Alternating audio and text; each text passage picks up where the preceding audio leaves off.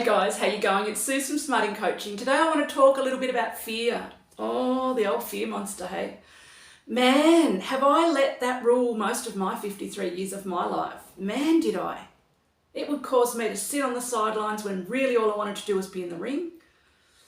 But going in the ring, that's a whole other obstacle, right? It's a whole other thing because suddenly the people that are in the sidelines are watching you. Spotlight's on you.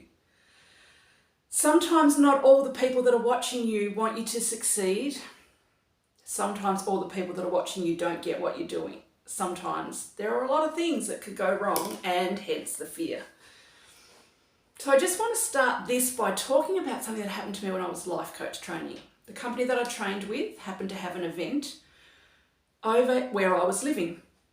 And so I agreed to crew for them with 7 other people. And we crewed for the weekend while they ran a course to introduce people to coaching and what they were all about.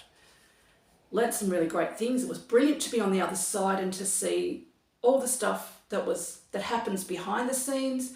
It made me realise I wanted to be a speaker, but I didn't know that I wanted to be a speaker, or so I thought, but I actually did know. I was just too scared to step into it. So what happened there was they did a big speech and talk and a segment on fear and stepping out of your comfort zone and into the fear and not retreating and doing things and saying yes and working it out later on. And in the gap between that session and the next session, the trainer came to me and said, "Hey, Suze, would you be interested in talking about your journey with us so far and how you're finding it, how you got into it, all the different things?" To which I said, "No." And then I thought about the segment we just witnessed and I went, "Yes." And that was it. I had 10 minutes before the segment. There was no time to run through anything. There was no time for anything. This was all on the fly. This was stepping exactly a million miles out of my comfort zone. And then I instantly ran the regret of, what did you do that for? Oh my gosh, this is crazy, this is crazy. And then I was like, pull yourself together. We've got to be on in 10 minutes. So we got up there and sat at the front of the room.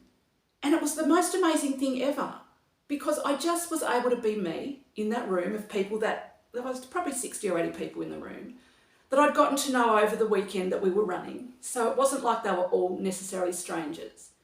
They were all looking at me because I was where they hoped to be, even though I wasn't that far into the journey myself. But I could show them and talk about things in real time, some good things, some bad things. I could connect to them and help them from a place of knowing where they had been and what it felt like to be them. And I came away from that feeling all sorts of ways. I was proud of myself for stepping into the fear, finally starting to step into the fear that had held me back in lots of ways for years. But it also made me realise that I did want to speak and be a public speaker, and that is something now that was opening out for me to do. And the only reason that all came to pass was because I stepped past the fear. I stood at the fear line that I always talk about.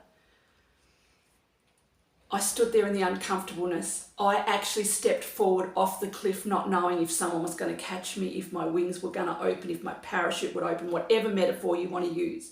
I stepped wholly and solely out into the unknown. And I was so lucky because I had a great mentor who was interviewing me. I had a great setting. I felt, for the most part, safe, but it was so unknown and so far outside my comfort zone. But it sparked something in me that has led to this. And I just want to say to you, whereabouts are you sitting on the sidelines when you should actually really be stepping into the ring? Because it's your turn now. You've done enough sitting on the sidelines. You've seen enough from the stands. You've got that excitement in your belly. You've got that spark in you to do something that is out of the ordinary for you, out of your realm of known, out of the realm of what people who know you to do. All of those things can be scary. You know, a lot of my fear came back to a time in primary school when I put my hand up and said the answer and the answer was wrong. And suddenly I had 20 faces turning around, staring at me, pointing, saying, "Ah!" And that stuck with me for a lot of years.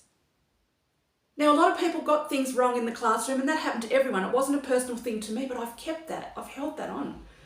I don't want to feel that again, because that felt shameful, and I felt wrong, and I felt like I should have known better, and I felt all the should haves, could haves, and would haves, and it's just safer to keep my mouth shut, and it's safer to sit back. And it is safer to do that.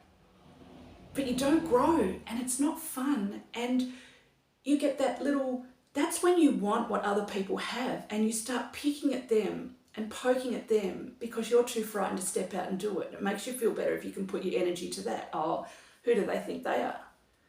Nah, it's time for that. It's over. It's time to step in the ring. It's time to give it a go. And what is the worst thing that can happen? The best thing since I've started stepping into fear is I run the worst case scenario now. I've got to tell you though, the worst case scenario very rarely is ever the thing. But I'll run that and think, right, what's the worst that can happen? Am I going to be able to live with that? Yep, I totally am. And then I go. And it's never ever the worst case scenario.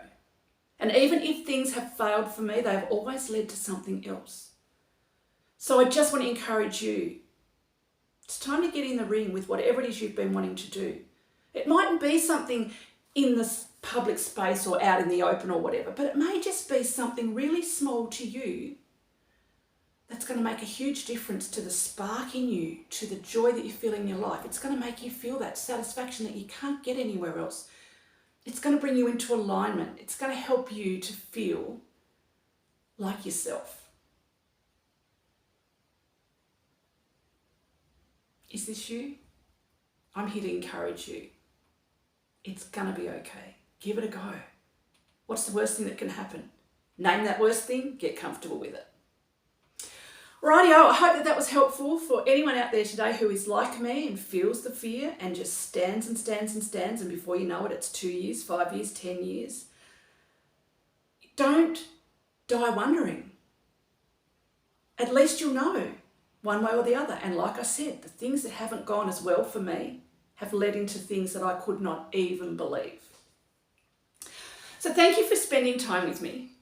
I really enjoy talking to people, helping people, encouraging people, because I think that's what we need. And my motto when I started Smarting Coaching is, if I can just help one person today. So let's hope that I've helped one person today by talking about my fears and how I've overcome them. If you like this video, please feel free to share it with somebody that you think might need encouragement today. And I look forward to spending some time with you again very soon. Okay, take care. Love you.